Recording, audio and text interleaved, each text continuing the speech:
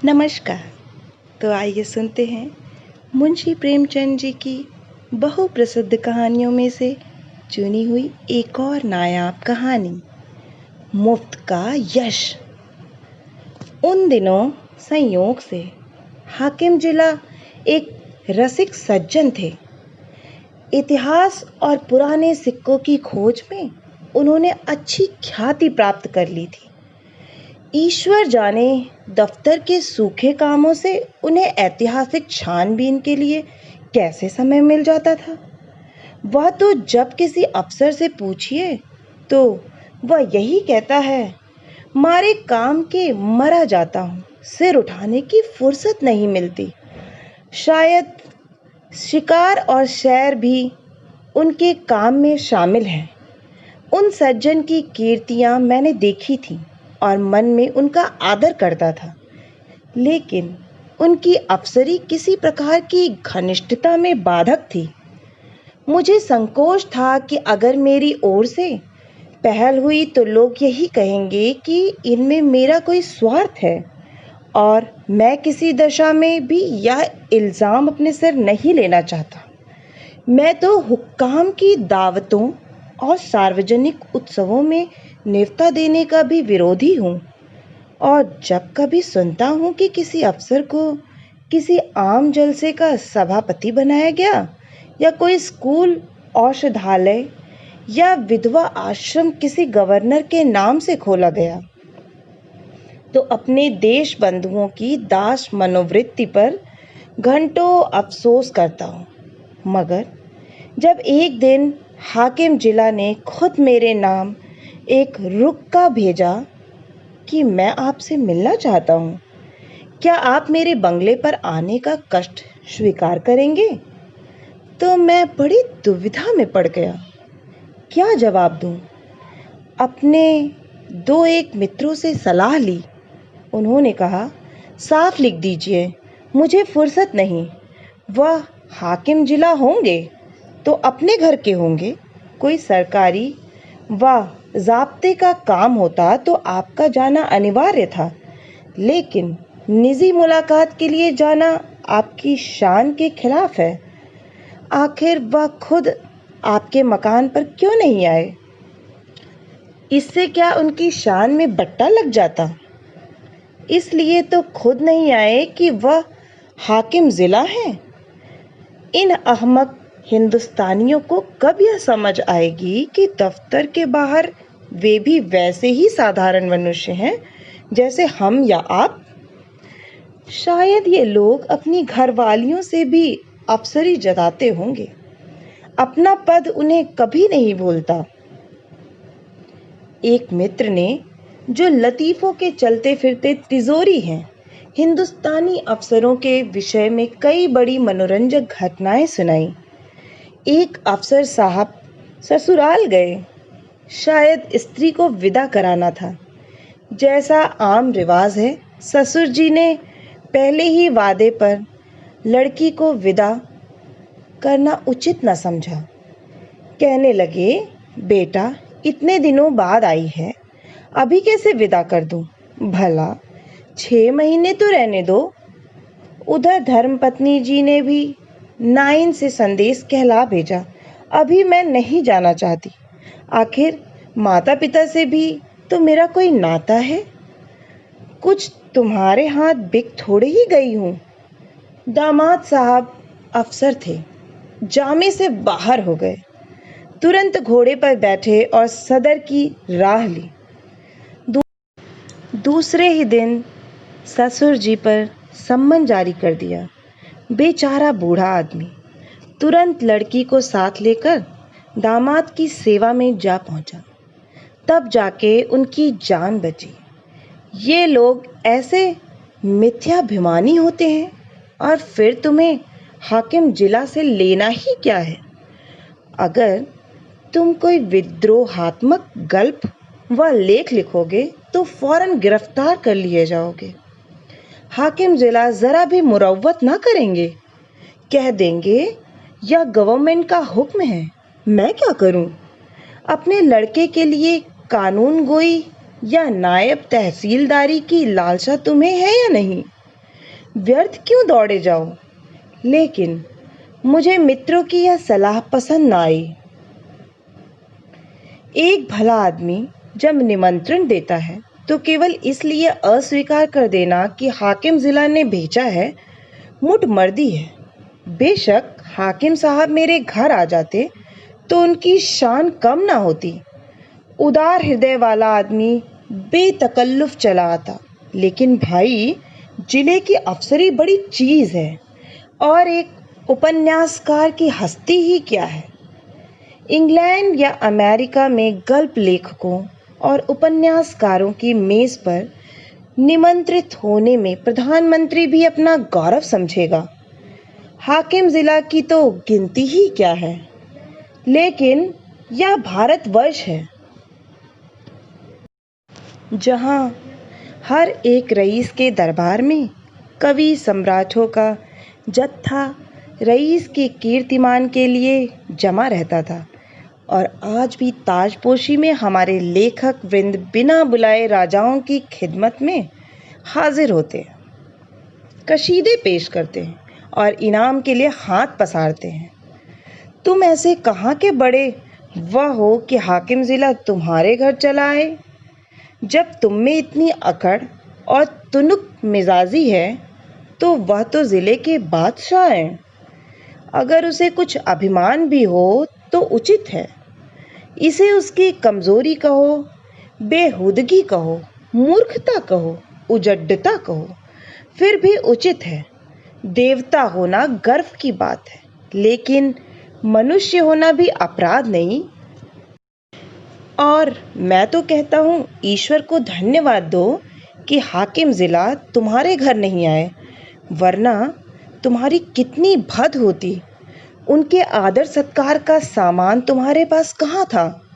गद की एक कुर्सी भी तो नहीं है। उन्हें क्या 3 टांगों वाले सिंहासन पर बैठाते या मटमैले जाजिम पर? 3 पैसे की 24 बीड़ियां पीकर दिल खुश कर लेते हो। है सामर्थ्य रुपए के 2 सिगार खरीदने की? तुम तो इतना भी नहीं जानते कि वह सिगार मिलता कहाँ है, उसका नाम क्या है। अपना भाग्य सराहो कि अफसर साहब तुम्हारे घर नहीं आए और तुम्हें बुला लिया। 4-5 रुपए बिगड़ भी जाते और लज्जित भी होना पड़ता। और कहीं तुम्हारे परम दुर्भाग्य और पापों के दंड स्वरूप उनकी धर्मपत्नी भी उनके साथ होती, तब तो तुम्हें धरती में समा जाने के सिवा और कोई ठिकाना ना था। तुम या तुम्हारी धर्मपत्नी उस महिला का सत्कार कर सकती थी? तुम्हारी तो घिघी बन जाती साहब, बदहवास हो जाते। वह तुम्हारे दीवान खाने तक ही ना रहती जिसे तुमने गरीबाव मऊ ढंग से सजा रखा है। वहां तुम्हारी गरीबी अवश्य है, पर फूहड़पन नहीं। अंदर तो पग पग पर फूहड़पन के दृश्य नजर आते। तुम अपने में फटे पुराने पहनकर और अपनी विपन्नता में मगन रहकर जिंदगी बसर कर सकते हो, लेकिन कोई भी आत्माभिमानी आदमी यह पसंद नहीं कर सकता कि उसकी दुर्वस्था दूसरों के लिए विनोद की वस्तु बने। इन लेडी साहिबा के सामने तो तुम्हारी जबान बंद हो जाती। चुनांचे मैंने हकीम जिला का निमंत्रण स्वीकार कर लिया, और यद्यपि उनके स्वभाव में कुछ अनावश्यक अफसरी की शान थी, लेकिन उनके स्नेह और उदारता ने उसे यथासाध्य प्रकट न होने दिया। कम से कम उन्होंने मुझे शिकायत का कोई मौका ना दिया। अफसराना प्रकृति को तब्दील करना उनकी शक्ति के बाहर था। मुझे इस प्रसंग को कोई महत्व देने की कोई बात भी ना थी। महत्व ना दिया। उन्होंने मुझे बुलाया, मैं चला गया, कुछ गपशप किया और लौट आया। किसी से इसका जिक्र करने की जरूरत ही क्या? मानो भाजी खरीदने बाजार गया था, लेकिन टोहियों ने जाने कैसे टोह लगा लिया। विशेष समुदायों में यह चर्चा होने लगी कि हाकिम जिला से मेरी बड़ी गहरी मैत्री है और वह मेरा बड़ा सम्मान करते हैं। अतिशयोक्ति ने मेरा सम्मान और बढ़ा दिया। यहाँ तक मशहूर हुआ कि वह मुझसे सलाह लिए बगैर कोई फैसला या रिपोर्ट नहीं लिखते। कोई भी समझदार आदमी इस ख्याति से लाभ उठा सकता था। स्वार्थ में आदमी बावला हो जाता है, तिनके का सहारा ढूंढता फिरता है। ऐसों को विश्वास दिलाना कुछ मुश्किल ना था। मेरे द्वारा उनका काम निकल सकता है, लेकिन मैं ऐसी बातों से घृणा करता हूँ। सैकड़ों व्यक्ति अपनी कथाएं लेकर मेरे पास आए। किसी के साथ पुलिस ने बेजा ज्यादती की थी, कोई इनकम टैक्स वालों की शक्तियों से दुख था, किसी की यह शिकायत थी कि दफ्तर में उसकी हक तलफी हो रही है और उसके पीछे के आदमियों को दनादन तरक्कियां मिल रही हैं। उसका नंबर आता है तो कोई परवाह नहीं करता। इस तरह का कोई ना कोई प्रसंग नित्य मेरे पास आने लगा, लेकिन मेरे पास उन सब के लिए एक ही जवाब था, मुझसे कोई मतलब नहीं। एक दिन मैं अपने कमरे में बैठा था कि मेरे बचपन के एक सहपाठी मित्र आ टपके। हम दोनों एक ही मकतब में पढ़ने जाया करते थे। कोई 45 साल की पुरानी बात है। मेरी उम्र 19 साल से अधिक ना थी। वह भी लगभग इसी उम्र के रहे होंगे, लेकिन मुझसे कहीं बलवान और हिष्ट पुष्ट। मैं ज़हीन था, वह निरे कौदन। मौलवी साहब उनसे हार गए थे और उन्हें सबक पढ़ाने का भार मुझ पर डाल दिया था। अपने से दुगने व्यक्ति को पढ़ाना मैं अपने लिए गौरव की बात समझता था और खूब मन लगाकर पढ़ाता। फल यह हुआ कि मौलवी साहब की छड़ी जहाँ असफल रही, वहाँ मेरा प्रेम सफल हो गया। बलदेव चल निकला, खालिक बारी तक जा पहुँचा, मगर इस बीच में मौलवी साहब का स्वर्गवास हो गया और वह शाखा टूट गई। उनके छात्र भी इधर उधर हो गए। तब से बलदेव को केवल मैंने 2-3 बार रास्ते में देखा। मैं अब भी वही सीकिया पहलवान हूँ और वह अब भी वही भीम का है। राम राम हुई, क्षेम कुशल पूछा और अपनी अपनी राह चले। मैंने उन्हें हाथ मिलाते हुए कहा, आओ भाई बलदेव, मजे में तो हो? कैसे याद किया? क्या करते हो आजकल? बलदेव ने व्यथित कंठ से कहा, जिंदगी के दिन पूरे कर रहे हैं भाई, और क्या। तुमसे मिलने की बहुत दिनों से इच्छा थी। याद करो वह मक्तल वाली बात, जब तुम मुझे पढ़ाया करते थे। तुम्हारी बदौलत 4 अक्षर पढ़ गया और अपनी जमींदारी का काम संभाल लेता हूँ, नहीं तो मूर्ख ही बना रहता। तुम मेरे गुरु हो भाई, सच कहता हूँ। मुझ जैसे गधे को पढ़ाना तुम्हारा ही काम था। ना जाने क्या बात थी कि मौलवी साहब से सबक पढ़कर अपनी जगह पर आया नहीं कि बिल्कुल साफ तुम जो पढ़ाते थे वह बिना याद किए ही याद हो जाता था। तुम तब भी बड़े ज़हीन थे। यह कहकर उन्होंने मुझे सगर्व नेत्रों से देखा। मैं बचपन के साथियों को देखकर फूल उठता हूँ। सजल नेत्र होकर बोला, मैं तो जब तुम्हें देखता हूँ तो यही जी में आता है कि दौड़कर तुम्हें गले लिपट जाऊं। 45 वर्ष का युग मानो बिल्कुल गायब हो जाता है। वह मकतब आंखों के सामने फिरने लगता है और बचपन सारी मनोहरताओं के साथ ताज़ा हो जाता है। बलदेव ने भी द्रवित कंठ से उत्तर दिया, मैंने तो भाई तुम्हें सदैव अपना इष्ट देव समझा है। जब तुम्हें देखता हूँ तो छाती गज भर की हो जाती है कि वह मेरा बचपन का संगी जा रहा है, जो समय आ पड़ने पर कभी दगा न देगा।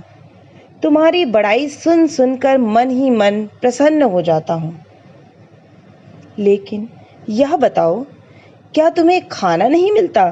कुछ खाते पीते क्यों नहीं? सूखते क्यों जाते हो? घी न मिलता हो तो 2-4 कनस्तर भिजवा दूं। अब तुम भी बूढ़े हुए, खूब डट कर खाया करो।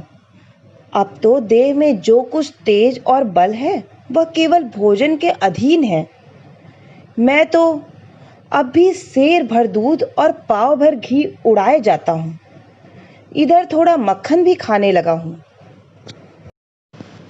जिंदगी भर बाल बच्चों के लिए मर मिटे। अब कोई यह नहीं पूछता कि तुम्हारी तबीयत कैसी है। अगर आज कंधा डाल दूं तो कोई एक लोटे पानी को ना पूछे। इसलिए खूब खाता हूँ और सबसे ज़्यादा काम करता हूँ। घर पर अपना रोब बना हुआ है, वही जो तुम्हारा जेठ लड़का है। उस पर पुलिस ने एक झूठा मुकदमा चला दिया है। जवानी के मद में किसी को कुछ समझता नहीं है भी अच्छा खासा पहलवान। दारोगा जी से एक बार कुछ कहा सुनी हो गई। तब से घात में लगे हुए थे। इधर गांव में एक डाका पड़ गया। दारोगा जी ने तहकीकात में उसे भी फांस लिया। आज 1 सप्ताह से हिरासत में है। मुकदमा मोहम्मद खलील डिप्टी के इजलास में है और मोहम्मद खलील और दारोगा जी से दांत काटी रोटी है। अवश्य सजा हो जाएगी। अब तुम ही बचाओ तो उसकी जान बच सकती है, और कोई आशा नहीं। सजा तो जो होगी वह होगी ही। इज्जत भी खाक में मिल जाएगी। तुम जाकर हाकिम ज़िला से इतना कह दो कि मुकदमा झूठा है। आप खुद चलकर तहकीकात कर लेंगे। बस देखो भाई, बचपन के साथी हो, नहीं ना करना। जानता हूँ तुम इन मामलों में नहीं पढ़ते और तुम्हारे जैसे आदमी को पढ़ना भी ना चाहिए। तुम प्रजा की लड़ाई लड़ने वाले जीव हो। तुम्हें सरकार के आदमियों से मेल जोल बढ़ाना उचित नहीं, नहीं तो जनता की नज़रों से गिर जाओगे। लेकिन यह घर का मामला है। इतना समझ लो कि मामला बिल्कुल झूठ ना होता तो मैं कभी तुम्हारे पास ना आता। लड़के की माँ रो रो कर जान दिए डालती है। बहू ने दाना पानी छोड़ रखा है। 7 दिन से घर में चूल्हा नहीं जला।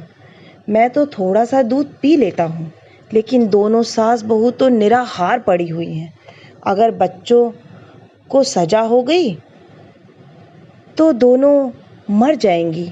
मैंने यही कहकर उन्हें ढाढ़स दिया है कि जब तक हमारा छोटा भाई सलामत है, कोई हमारा बाल बांका नहीं कर सकता। तुम्हारी भाभी ने तुम्हारी एक पुस्तक पढ़ी है। वह तो तुम्हें देव तुल्य समझती हैं, और जब कोई बात होती है तुम्हारी नज़ीज़ लेकर मुझे लज्जित करती हैं। मैं भी साफ कह देता हूँ, मैं उस छोकरे की सी बुद्धि कहाँ से लाऊं? तुम्हें उसकी नज़रों से गिराने के लिए तुम्हें छोकरा मरियल सभी कुछ कहता हूँ, पर तुम्हारे सामने मेरा रंग नहीं जमता। मैं बड़े संकट में पड़ गया। मेरी ओर से जितनी आपत्तियां हो सकती थी उन सब का जवाब बलदेव सिंह ने पहले ही से दे दिया था। इनको फिर दोहराना व्यर्थ था। इसके सिवा कोई जवाब न सूझा कि मैं जाकर साहब से कहूँगा। हाँ, इतना मैंने अपनी तरफ से और बढ़ा दिया कि मुझे आशा नहीं कि मेरे कहने का विशेष ख्याल किया जाए, क्योंकि सरकारी मामले में हुक्काम हमेशा अपने मातहतों का पक्ष लिया करते हैं। बलदेव सिंह ने प्रसन्न होकर कहा, इसकी चिंता नहीं। तकदीर में जो लिखा है वह तो होगा ही। बस तुम जाकर कह भर दो। अच्छी बात है। तो कल जाओगे? हाँ, अवश्य अवश्य जाऊंगा। यह ज़रूर कहना कि आप चलकर तहकीकात कर लें।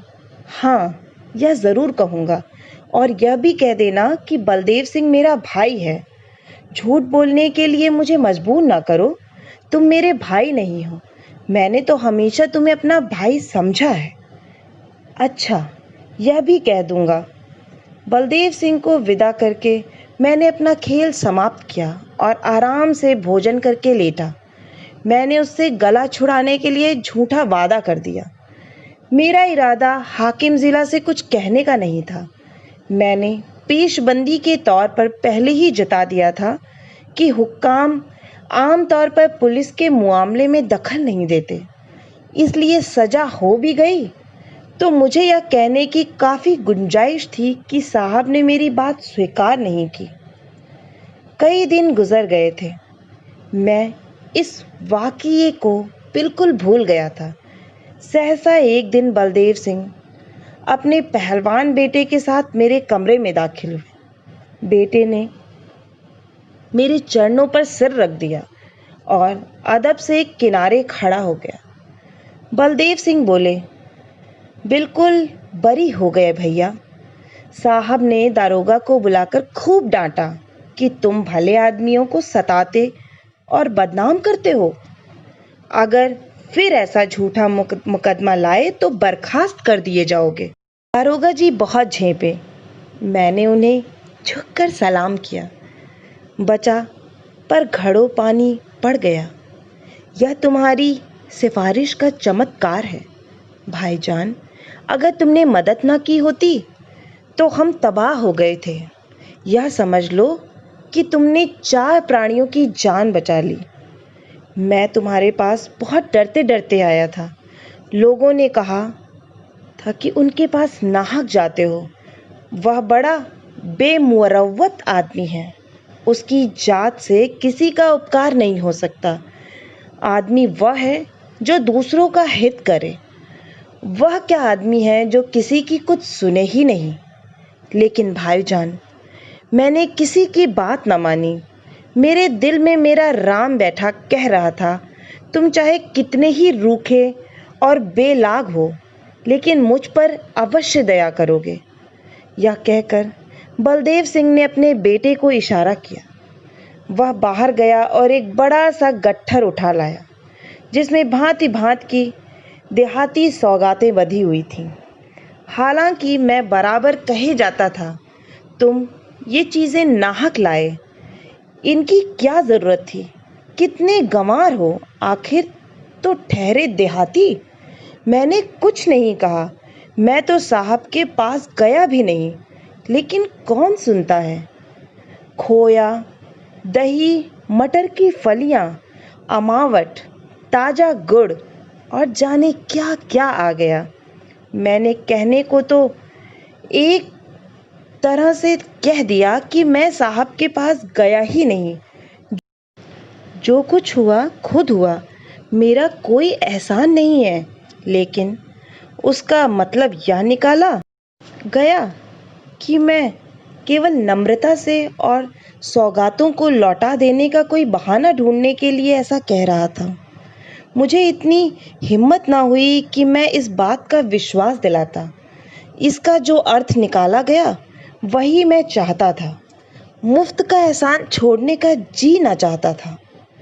अंत में जब मैंने जोर देकर कहा कि किसी से इस बात का जिक्र ना करना, नहीं तो मेरे पास फरियादों का मेला लग जाएगा, तो मानो मैंने स्वीकार कर लिया कि मैंने सिफारिश की और जोरों से की। आशा है कि आपको यह कहानी मुफ्त का यश बहुत ही पसंद आई होगी। अगर पसंद आई है तो इस कहानी को लाइक करें और अपनों के साथ शेयर करें। और हाँ, अगर आज आप इस चैनल पे नए हैं तो इस चैनल को सब्सक्राइब करें। आगे आने वाली इसी तरीके की मनोरंजक और आनंददायी कहानियों को सुनने के लिए बेल आइकन पे क्लिक करें। आप सभी का सुनने के लिए बहुत बहुत धन्यवाद।